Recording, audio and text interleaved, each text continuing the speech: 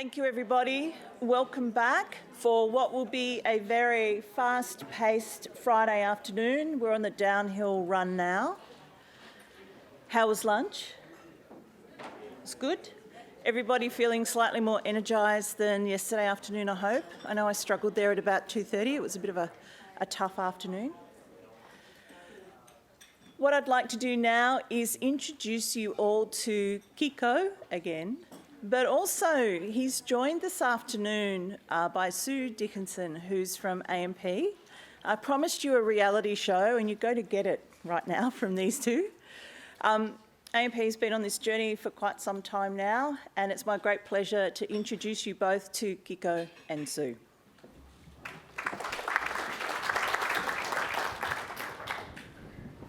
Thanks, Kylie.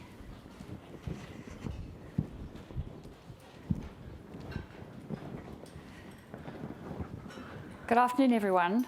Nice to be here. I had to go outside to actually warm up. It's been pretty chilly in here. Maybe that's good for Friday after lunch.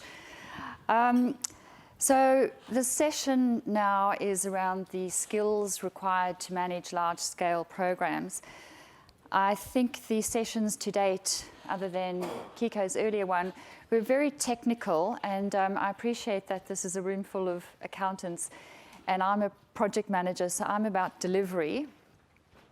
I'm not around the technical accounting, so I'm going to talk more broadly around how projects get delivered and the skills that are needed, but you as accountants are very much part of that skill. So project managers have a skill set that's required, but equally well there are a number of other skill sets that are required to get the program to deliver. Now, there are two things that really come to mind when I think about what's involved in delivering large-scale programs. The first thing is governance, and having the right governance in place right from the outset of setting up a project. And a large part of that is stakeholder engagement, which I'll talk to, and operating rhythm. Governance is a very broad topic, I know. I think I'm going to focus on just those two. And the other thing that springs to mind is what makes a project successful is resourcing. Kico alluded to that, but there's so much in getting the right people into the right roles at the right time. So I'm going to talk to that as well. But before we do that, just wanted to get a baseline of where people are thinking, where you're at in terms of thinking about capability. So I'm going to hand over to Kico to just do a bit of that question again. So considering also it's the worst time of the day after lunch, where you guys are like, I want to have a little nap. Let's a little bit of Mentimeter again. So we're going back to the same, with a different number, same website, menti.com. We'll ask you very quickly 3 questions.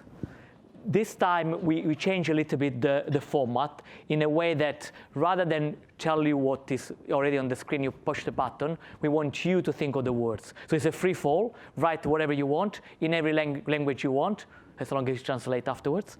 So the first one will be, what keywords come to mind when you think about IFRS 17?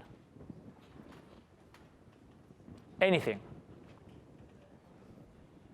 Fun, love, excitement.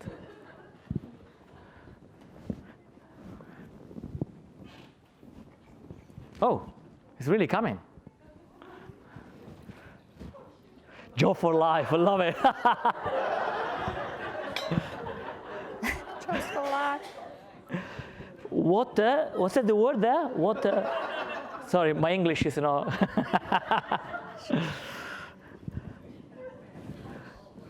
Too much, yeah. Tell me about it. Anyone recruiting, love it. Okay. What happened? Okay, yeah. Will take us fun. Why me? Beautiful. Yeah. Hard. Soul destroying. Oh my God, guys, come on. Come on. They've been worse in your life, come on.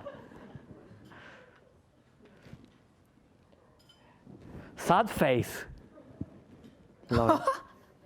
Oh no, yeah. Have we got enough? Okay, I think we have enough.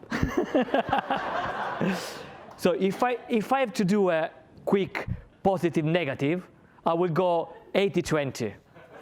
Obviously, 80 is a negative. Okay. When we think about opportunity, you guys listen to me. Thank you. To be honest, I will agree with every single, well, apart from some small words, I will agree for the rest. Okay, that was good. Can we have a second question? So this is a little bit more serious. So what are the key capability or skills that you believe that are needed for IFRS 17? It's not in general, well, for your organization. So what do you think are the key capability skills that you need for implementing?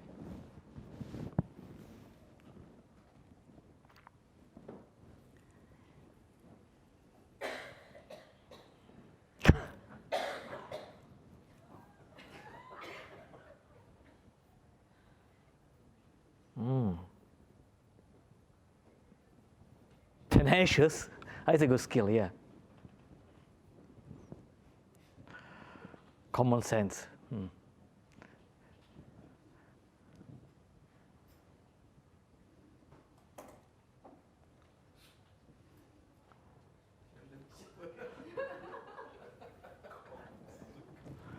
Fantastic. Really good. Project management, yeah. So some of the things that we would talk today.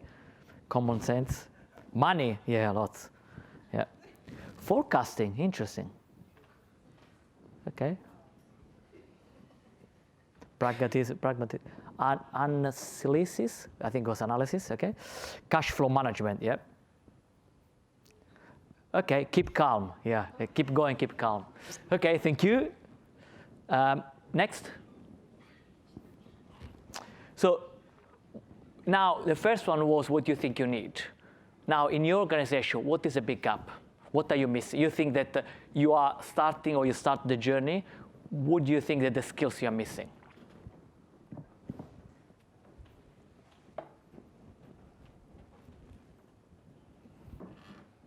People is a bit generic. Oh, you mean people in terms of resources, probably. Yeah, okay.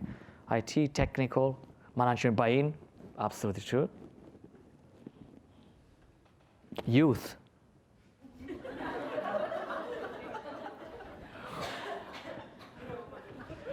Is this more related to the actuaries, maybe? Sorry, we got some actuaries in the room. I apologize for my joke. Lack of reliable data, okay. Implementation strategy. Okay, I think there's very good mix of insight there. Knowledge of IFRS 17, so specific knowledge on the standards of the, yep. Worked example, what does it mean? Like in terms of, because nobody has done before, I guess. You know, we don't have a history of IFRS 17. I interpret it that way. Okay, fantastic. Do you mind if you go back to the slides? All right, great, thank you. That's been really useful. So my experience has been running some large-scale programs, either in insurance or banking. There have been integration, transformation, and a number of regulatory programs. So IFRS 17 is one of those, indeed. So I'm back at AMP to deliver that.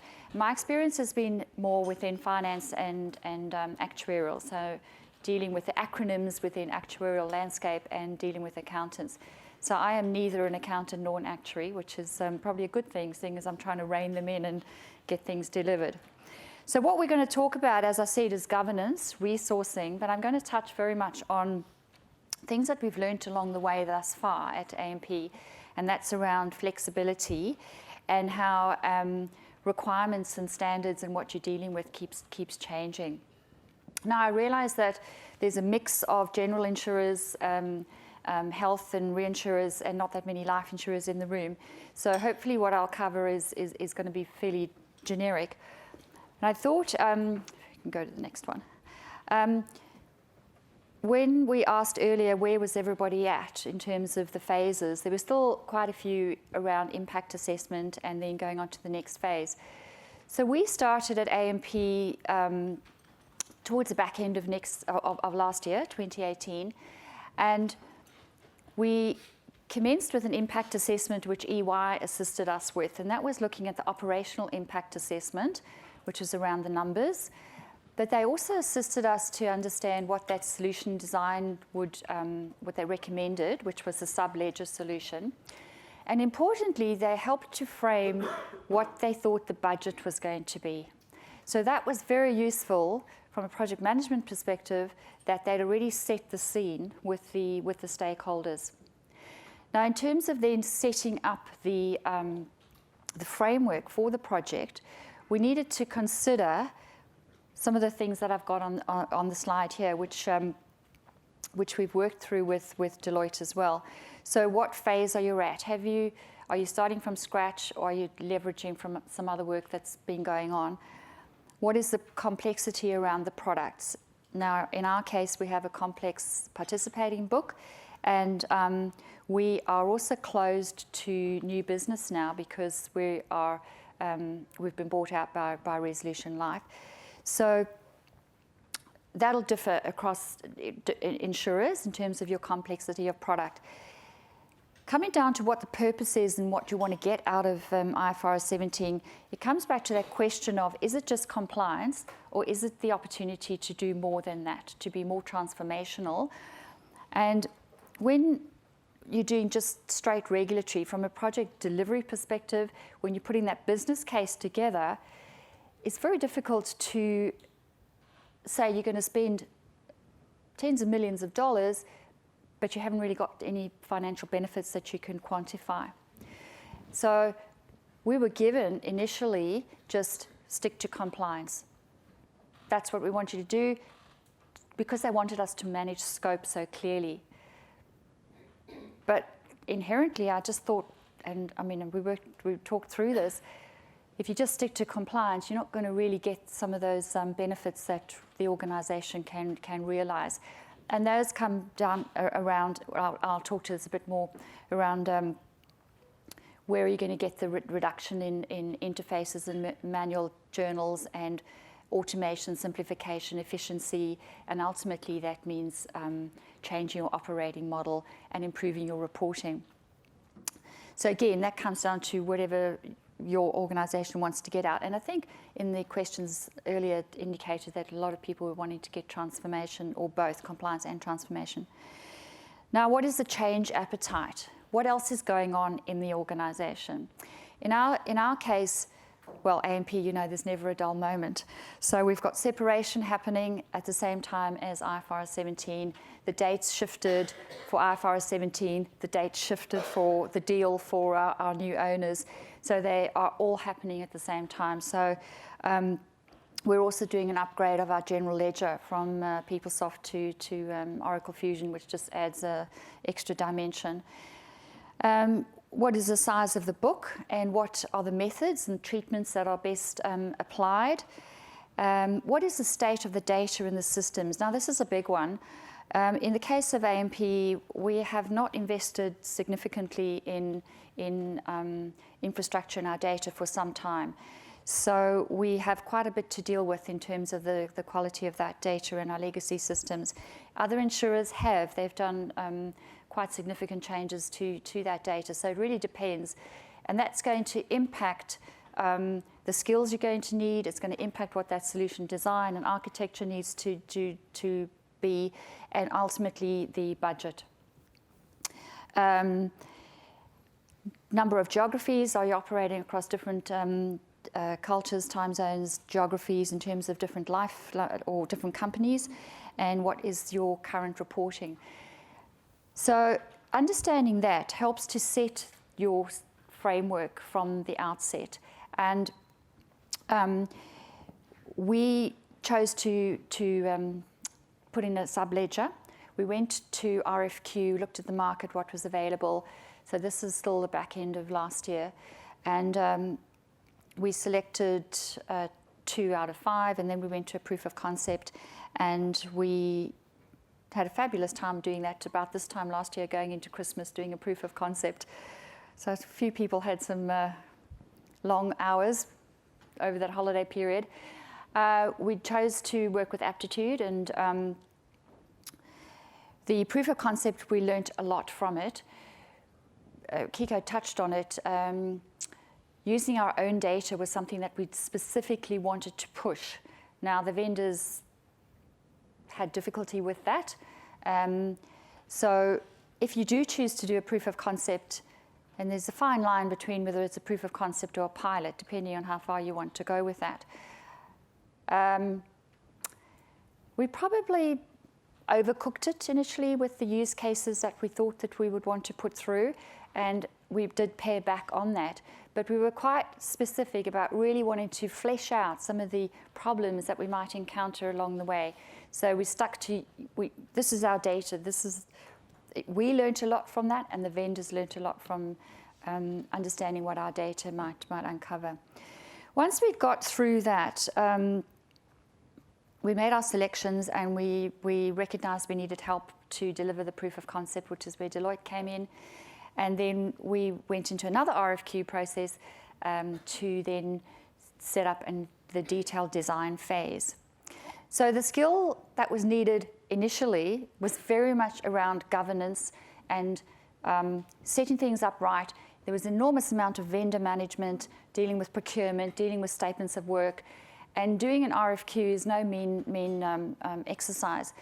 To really get the right outcome, you've got to understand what is the scope that you need the vendors to cover, what are the requirements, what response do you need to get back from them so that you can make an informed decision. So I did feel that for the first 6 months at least, all I seemed to be doing was RFQs and statements of work and what have you. But that was important because it has set us up for where we are now. The governance that we had in place in those initial sort of 6 to 9 months is quite different from what we have now. Because we were trying to get ourselves going, we had a steering committee which doubled up as a working group, but we met weekly for 30 minutes, which is very unusual for a large program. But it served us extremely well because it meant that we got decisions made really quickly. And those decisions might have related to a decision around a supplier, or the grain of data, or some reporting questions, and particularly some actuarial and accounting sort of questions. So that steerco had a representation from the chief actuary, the CFOs, and IT and technology. As I say, it was a little bit more like a working group, but that served us extremely well. After about 6 months or so, it got to the stage where we didn't need to meet as frequently, and we went to fortnightly. And then when we got to about June, July this year, it became apparent that we needed to merge and become one finance program because we were upgrading the general ledger at the same time. So the governance then changed. We now have an executive steerco which meets monthly and really does what a steerco does, which is around resolution, management, escalation issues, and key decisions. But given that this is very much an actuarial accounting finance reporting program, I have kept in place connection to the chief actuary and the CFO, and I have a weekly review time in their diaries to go through policy decisions that we might be looking at, or anything that might touch them. So I make sure that I get to them before anything goes to steerco. If we don't have anything to take to them, the meeting gets cancelled, but I've got them in the diary. So it's really very important around the stakeholder engagement to make sure that you've got the communication in place. So that's worked well. If we go to the next slide. So what I've covered is the initial phases where we were focused very much on the proof of concept and what was that initial solution design going to look like. I can't underestimate or understress the importance of having a really good solution architect who helps outline and figure out navigate, I should say, what the target solution would look like. And that helped to frame what the scope of work was and the proof of concept and what we needed to uncover. So initially we had solution architects, we had actuaries involved, we had some accountants involved, and we were starting to engage with suppliers. So that's probably, out of those little blocks there, or not blocks, they're circles, 2, 3, and 4. So we kicked off with the scoping analysis high-level design, which took us to the middle of this year. And then we were into detailed design, and we're doing some configuration now.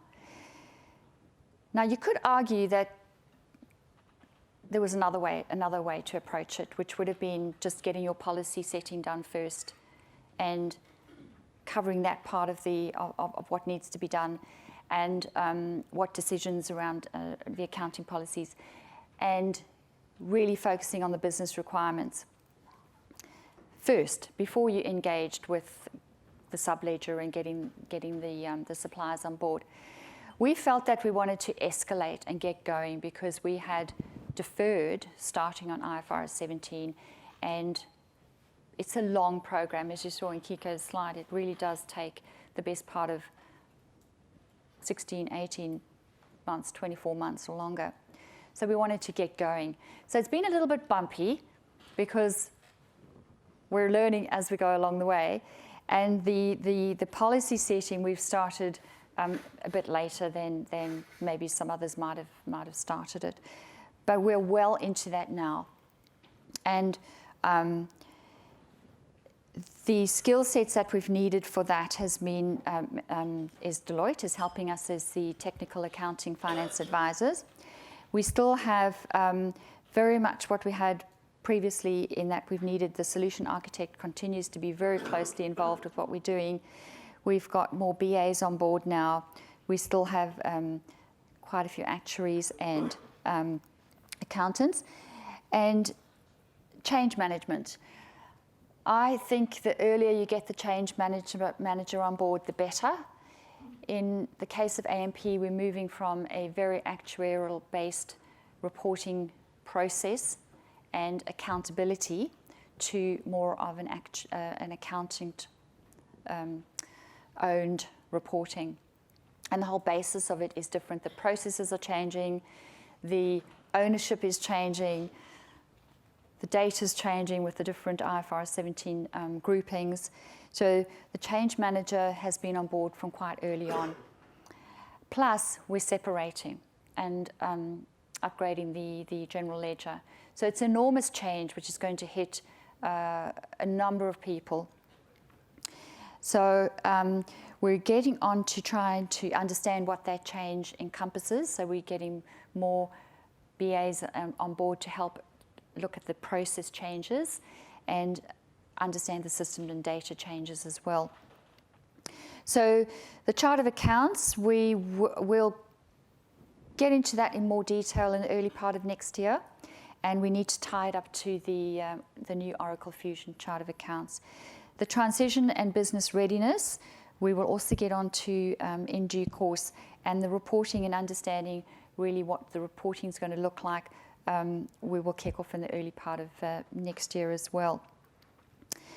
Kico, do you want to say anything? Yeah, I think a couple of things we're adding. One, you mentioned the solution architect, fully agree, and even more so because you have the GL upgrade. So there is not just IFRS 17 look of the structure, but there is a new GL coming in, and the complexity of, at the same time of having a sub-ledger, even having a new ledger, is quite enormous as a task, not to underestimate. Second point is, I haven't mentioned either. So one big component, I think you touched very like before, about the use cases. So both in the POC, but now, so proof of concept, but also now, during the one key part is having a use case, as a case study that you are very, very well defined. You need to understand what I want. So I want to test the tool. So it's a configuration aspect. There is a data component, and there is a configuration aspect. So configuration is understanding how the tool can configure what you want in terms of the new way of reporting, and also the data component, because aligned with the tool, you understand if you're missing data. Because you can do all the projection and all the data assets with your fake data, but when you have a real data, you understand really where the gaps are.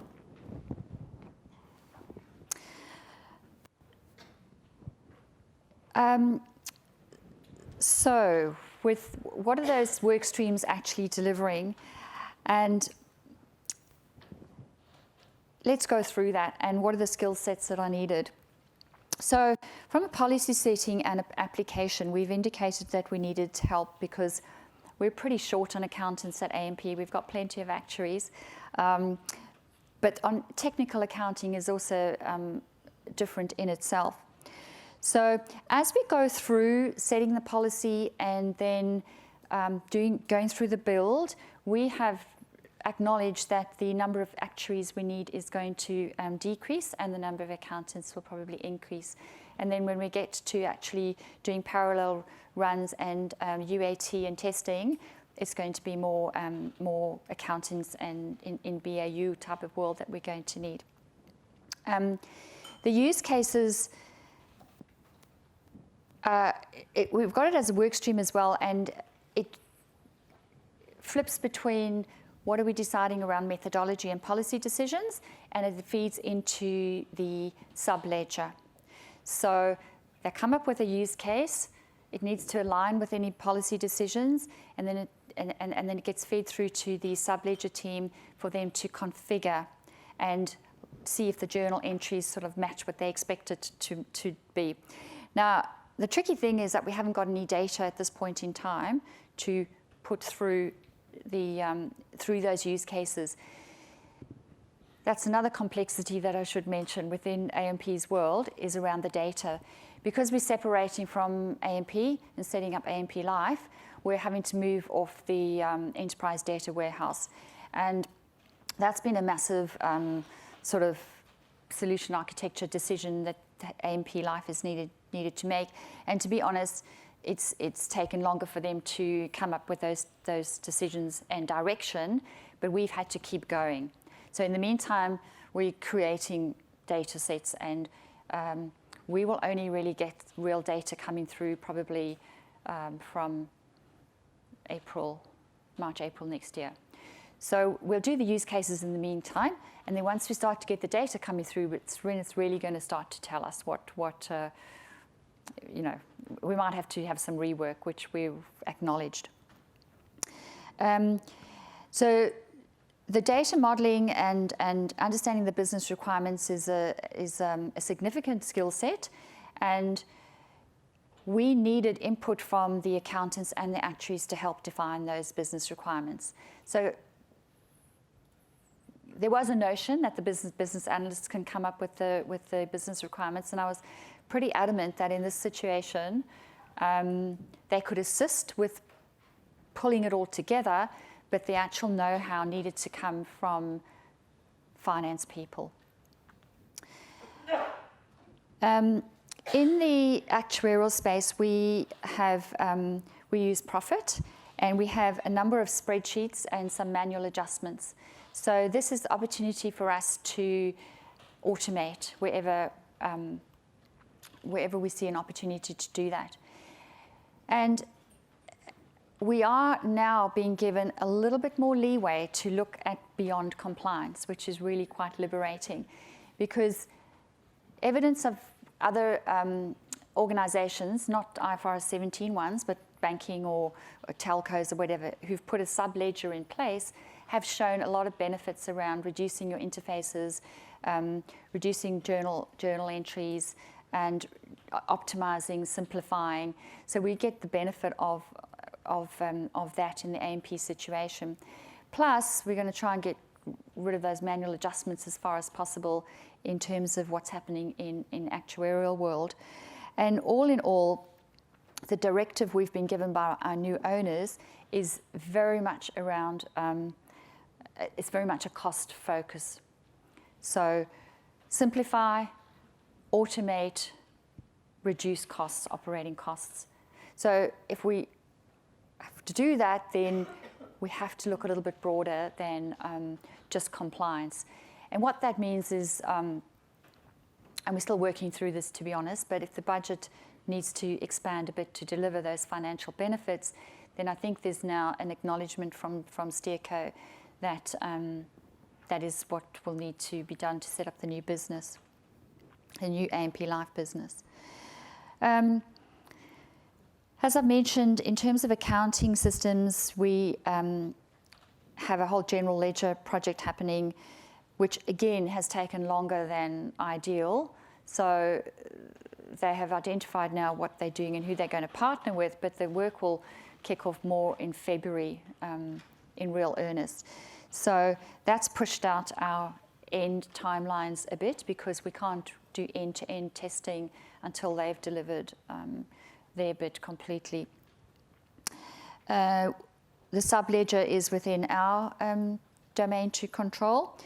But as I said, we can't really do the end-to-end until we've got general ledger in place. The change management, as I said, can't be underestimated because AMP has been asked to just focus a lot on costs. There's going to be a real opportunity for efficiency, which IFRS 17 allows us to or facilitates, which we haven't really had the opportunity to do previously. And it is a lot broader. The scope of change management will take into account separation. So that is an example where it is more than just IFRS 17.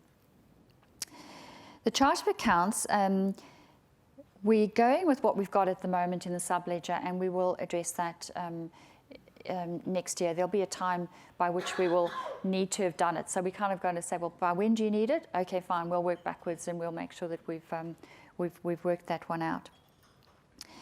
The transition values and then the quiz, which will help inform the capital standards, are receiving quite a lot of interesting debate at the moment. At this point in time, the timeline indicates that the quiz will occur at the end of 2021. And it's no mean feat to do that. There's a lot of work that's involved around all sorts of scenario and stress testing and to actually understand what the capital impacts are going to be. So ideally you need to have the transition established and the opening balances, and to have been able to embark on parallel runs would be very useful. There is a notion that the quiz should be brought forward, and that is under debate at the moment, and we're looking at how would we respond to that. We also need to keep when we talk about stakeholders, keep our audit committee and auditors and senior stakeholders informed as to what transition might look like and what is the impact of the accounting policy decisions that are being made. That's proving quite challenging. We're developing the framework for those policy decisions, but then how does it actually apply to AMP's business? It's probably taking us longer than we might have realized, and that's a lot of the work that we're doing with Deloitte. I'll give you an example. The product groupings that IFRS 17 suggests that you follow, we've looked at how we would group the products, and that's with an IFRS 17 sort of view. But at AMP, they have a way of grouping products for capital, reporting to APRA, for management reporting, for brand pricing, and they're all slightly different views of the products, which is not particularly useful because it means that there's a lot of extra work that needs to happen in each of those sort of silos. So we've said, well, isn't this the opportunity to try to see if there's a way to simplify the way that we are grouping products and can try and get some synergy. So that's opened up the debate to connect to product and to pricing and to management reporting. Now, if we can try and get a sense of how we could bring that together, and this is really work that we've only been doing just recently, we can take that to Steerco and senior leadership team and say, well, these are our options. These are the benefits that we might be able to achieve. Now, if we sort of set that up right, it'll also help other things like the budget and planning, forecasting process, which I know at AMP is quite lengthy and does require quite a number of manual interventions and processes.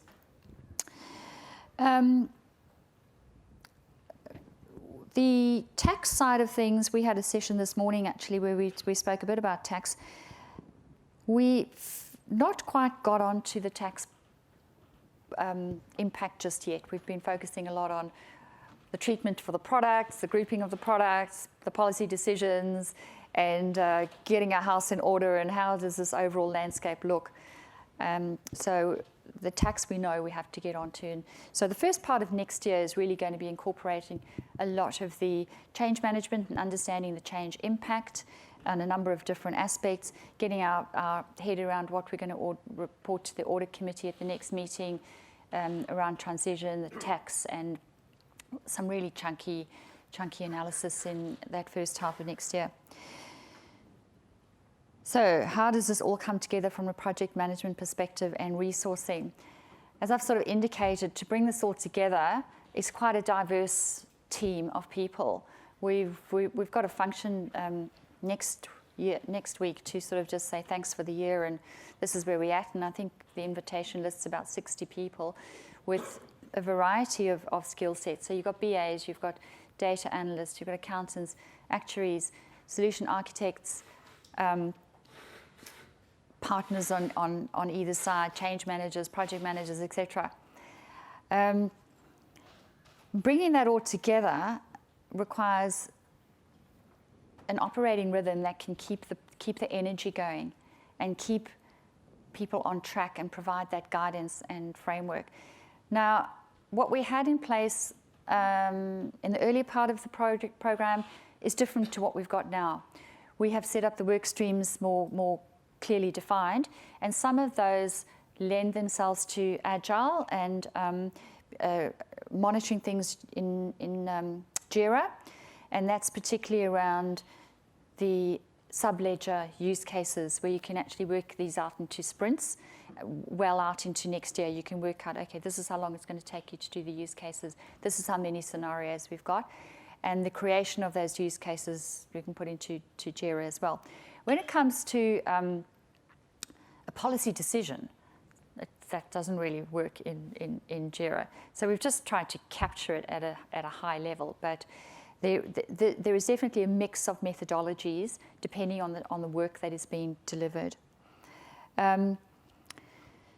So what we've just learned is that we've had to be flexible and work with, when I say work in an agile way, it's with agility. It's not using the agile sort of methodology, but we've tried virtual management boards, we've tried JIRA, we've tried daily huddles, we've gone to weekly huddles, we've got working groups, and it actually just morphs depending on what it is that we need. In fact, we were just talking just this morning and yesterday, we'd done away with the project managers having a huddle because we'd put another meeting in place, and we all then said to each other, we've lost that connection. We've lost what the different, I'm looking after finance and actuarial. We've got business analysts. We've got data requirements. We've got the aptitude project manager. We've got the policy and the use cases. And unless we have our little huddle, we're not knowing exactly what we're doing. It was thought that we did, but we'd lost it, hadn't we? So that's now something we're putting in place again from next week. So it is actually just feeling your way and knowing what works and what is right. So I think some of the other softer skills are, and we saw them bubbling up when you answered that question, things like resilience and tenacity and patience. This is a long program, and it takes quite a bit of sort of energy and building a cohesive team and putting quite a bit into actually you're working with these people every day, day in, day out, and very often we don't even know anything about what's going on with people at all. You don't get to know them. And we're so busy because we're delivery focused. So it's important to just take a little bit of time out, and whether that's go for an ice cream or go for a coffee or have a drink or walk and talk, meetings, which we haven't actually got to, but it sounds like a good concept. Now there's another subtle skill which we've learned along the way is cutting through the technical debate. Now when you have a lot of accountants and actuaries who all have strong opinions, and particularly ones who've been around in an organization for a long time, and then put them at the mercy of Deloitte, who also have strong opinions, you can be in a room where no decisions get made. And then I say, well, when is the paper going to be delivered? Where's the decision? What's happening? Oh, well, we talked about it, and this one thought that, and this one thought that. I said, I'm not interested in that. When is it going to be delivered? What do I tell the steerco? Action man. Yeah, that's me, action. So that's actually where Deloitte have been quite very, very useful to help navigate that. And if you want to talk about how you suggested changing the process and the use cases and the policy decision. Yeah, okay. So I guess there are various ways to tackle some of the stuff that Sue mentioned. I think the technical accounting and the policy is really, really complex because it's a paper. You have the framework, which is like a shell. Then you need to understand the company, the way the product works, in order to, the facts, in order to apply to a proper, to customize in a way of, make it real. I think one of the challenges we had was how do we approach this? So initially we said, okay, we sit down with the AMP, we sit in a room, we have daily groups, we start talking, and then we find a solution. As you say, didn't really work. That path was too much talking and less actions. So we went on another path, and there is no right or wrong, just to be clear. But we went to a path where we say, we give the input. So we initiated the process, we give the input, and then we start writing with a little bit of collaboration, very minor, because also stakeholders are very busy, because they're not just project-based, there is a BU that needs to continue. And what we ask is just recommendations. So we go, input from them when we need, and then recommendations. So we try to minimize what they impact from their side. In use cases, we did a different kind of approach. It's really, you start with a year where the interaction between accountants and actuaries is really relevant. It's working very well now. Is again daily groups where you do literally playback. So you go with they actually start building the modeling and thinking how we go in the system. The accounting people supervise, link with accounting policies, and then define what the output, that the workbook will be. Then you define your journal entries. Then there will be the next step, and then you put in the system. And then you configure, check in the system, they upload, verify, then spit out the data, the information, the data, to see is what we expected to have. It is kind of every step of the process, there is a playback. Because what you want is everyone from the vendor, from the accountant people, from the actuary, is being on the same page every step of the process. It's quite cumbersome, but the quality of the outcome is amazing. So there is very little rework based on the process we did. Another quick thing, if you will allow me, is you touch 2 points about obvious flexibility, I think is crucial, complexity. So reality is, we can do the consulting talking. Reality, nobody's done IFRS 17. So we are all in a journey where we can't look historic. We can't go somewhere looking for someone that's done before. So we are all, on the journey, try to learn. So you fall, you get up again, make another fall, and then try to fix it. This is where the flexibility of the mindset and the pattern is crucial in terms of skills. You made a good example about the house, put the house in order. I have an analogy with that in terms of approach, because you have 2 options. You're buying a new house. Either you take all the furniture from the old house and you put in the new house, which you spend lots of money to take all the furniture. but some of this furniture are not going to work. You will have a square table in a round area, it's not going to work. So then you need to call someone to take the old furniture and get the new one. The other approach is, I know what the new house is going to be, so I look at my furniture, what I need, what we keep, what I don't need, I will check it out and thinking what I need as a new furniture.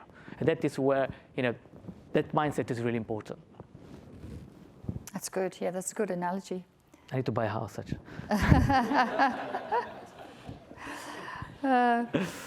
Look, this is just an example of a project governance structure for a large program. So we've got the exec steering committee. They do interact more broadly to the auditors and other executives. I think some of the challenge when I talk about stakeholder engagement, some of the challenge is actually understanding who your stakeholders are and uncovering that.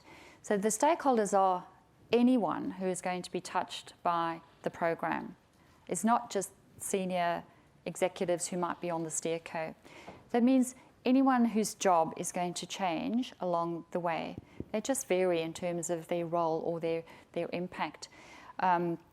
So as I've mentioned, the change will be significant, and we've started to engage with the product SMEs as well. We're engaging with our steerco, with our audit committee, with our external auditors.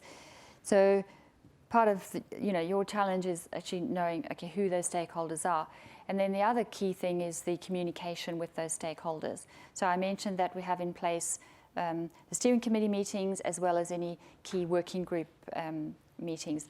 But then other people who are within actuarial team or the finance team are saying, well, what's happening with IFRS 17? Where are you at? What are you up to? So we've realized that there's a need to communicate, to just let people know what is happening. So now we've started a newsletter which will come out from the business owner, just to make sure that we've got that communication going with what's happening, and also to say, if you've got any questions, this is who you should come to. So exec steerco, the group PMO, which is ourselves, then we've got the various different work streams. There is, you'll see there's a design authority there. This is a very important component as well of any large-scale program. So we have, at AMP, we have an architecture review board, which will approve any changes to the architecture. We put in place also a data working group, which would just look at some proposals that we were doing around the data, because we are touching a lot of the PASs to get the data. I think we're now going to move more into a design authority, because we are moving into detailed design and we've already started configuring the use cases, but the other build will commence more next year. And then there'll be decisions that will need to be made around design, and you need to have the right people in the room. I think that who are the right people on the design authority? I think it needs to definitely have solution architect, key person on that design authority, plus the lead BA, PMs, and a business, your business leads.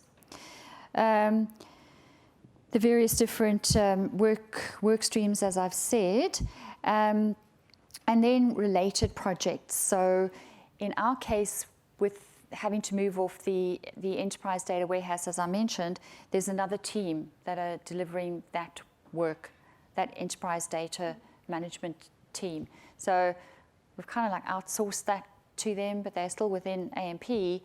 But it's just like we haven't got control over it, which is a bit hard, and they've got to deliver it.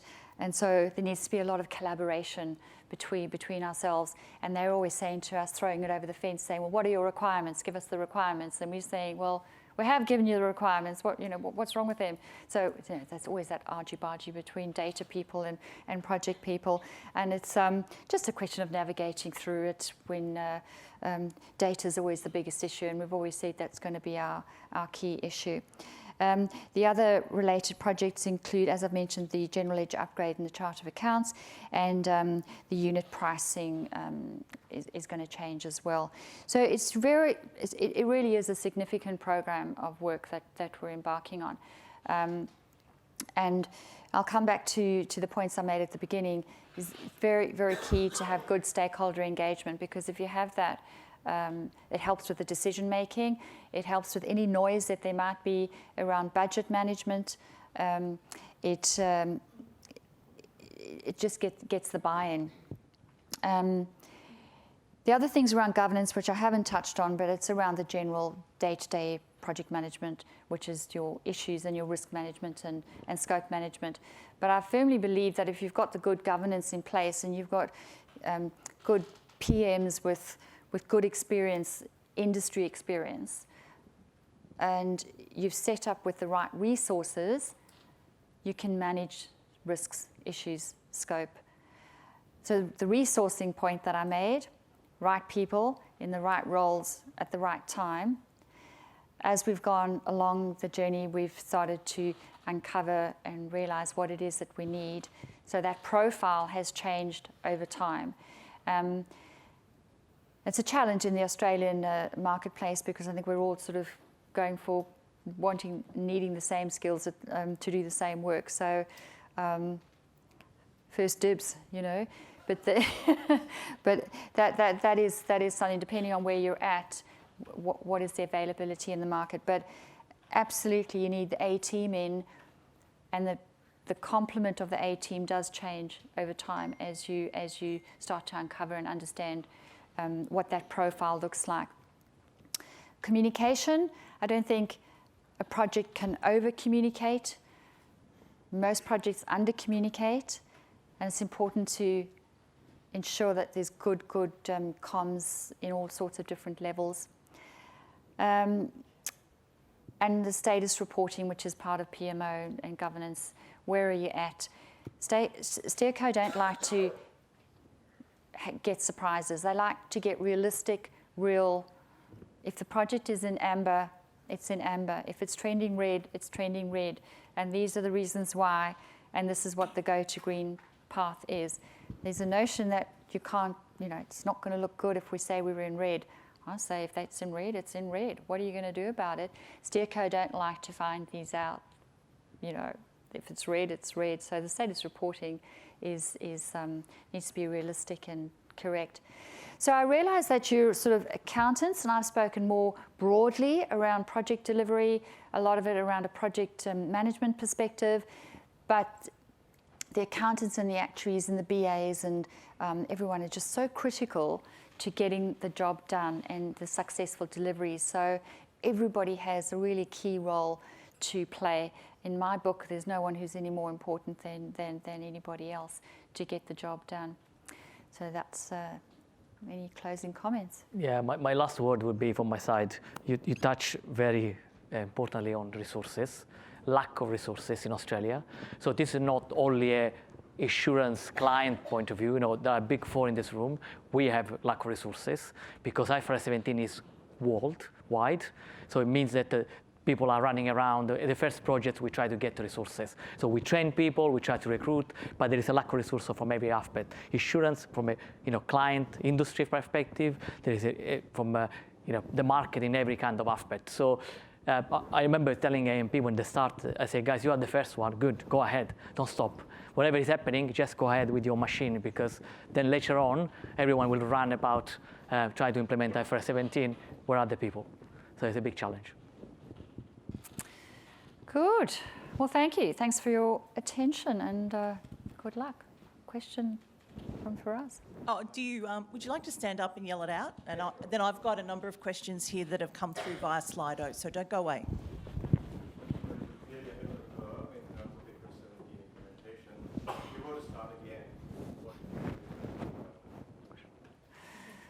What would we do differently? Well, as I mentioned, when we started to work with our sub-ledger team, they kept asking us for the business requirements, and we were still collating those. So it took us a period of time. So they went through their initial scoping exercise before we documented. So we could talk to our business requirements, but we couldn't give them a document. Also, agreeing what your methodology would be or your policy decisions is useful to inform the use cases and some of the business requirement. As I said, we sort of elected to do it the other way because we wanted to just get going, and we focused more on the subledger and detailed design and understanding the data and some of the system side of things, and then got onto the policy. So you could argue there's no right or wrong, but you could argue, would it have been better to do it that way? I'm not sure, because you learn as you go along either way. Yeah, I think, yeah, there's no right or wrong, I suppose. A couple of more questions that have come through. So this one's from you. The question's really asking, I guess, around perceptions of you in your role, and how do the accountants and actuaries look at you, perceive you, and do they buy into what you and your role is seeking to achieve? Good question. I have the advantage of having been at AMP over the years, over sort of 9 or 10 years. I'm a contractor, but I've come and gone, and I've gone through the integration. I went through finance change first, then integration, LAGIC, ICAP, and now I'm doing IFRS 17. So I've known these actuaries for quite some time, and the accountants. And that's probably an advantage. Although I'm not an accountant or an actuary, I can spin it up with the acronyms, and I think they appreciate and acknowledge that I get things done and that I'm there to do a role. I find that they are very diligent in wanting to do the right thing. And so, if we respect each other for what it is that we're contributing, I just think they are great to work with. Make no mistake, that can be very frustrating because of the technical debate, but I have found that it's worked well. It's been good. Can I add on that point? Because as you mentioned before, rightly, you don't need, so if you have the right governance, the right people working for you, in the right skills, you don't need to have, so a project manager is, obviously, if you got even that skill, a plus, but it's about managing people and situations. So if you are quick and smart and you don't need to know the details, you have a people knowing for you, it's more managing the people, not the content. So there's a few more questions. What soft skills do you think accountants need to work on this project in the context of accountants who view themselves as gatekeepers, but really need to be operating as part of a cross-functional team? I suppose one of the skills I might not have mentioned is listening, and that technical debate issues where people have very strong opinions, and the standards are not always easy to interpret and to understand how they should be applied. So I think it's listening and working collaboratively and not being opinionated to think that you've got all the answers, because it is something that has to be worked out together with the advice maybe from an advisor, people in the business, in product, etc. So probably listening. These next few questions are more logistically based. So how many or how large is the team currently at the moment at AMP? Full-time, I suppose we might be 25 or 30. Broader than that, Double. And how have you double. Yeah. How have you resourced that? Is that a blend of BAU and externals, mostly externals? I always find it's really, really useful if you can get people from within the organisation. And if people can be seconded onto the project, that's even better. So we've been lucky enough to create some roles, and we've got actuaries who've moved out of their BAU onto project. We've also got some internal accountants, but we've recruited for others. The BAs have come externally, as have the data analysts. Solution architect is internal. The people delivering the data solution will be a mix. We've got the advisors from Deloitte, change manager external, but someone who's worked at AMP over the period that I've sort of been there, so really understands the landscape. So it is a mix, but really trying to cherry pick and choose people who know the business, I suppose. And one final question. It is a long journey. That's pretty clear. Has project or program fatigue been an issue and or turnover with personnel?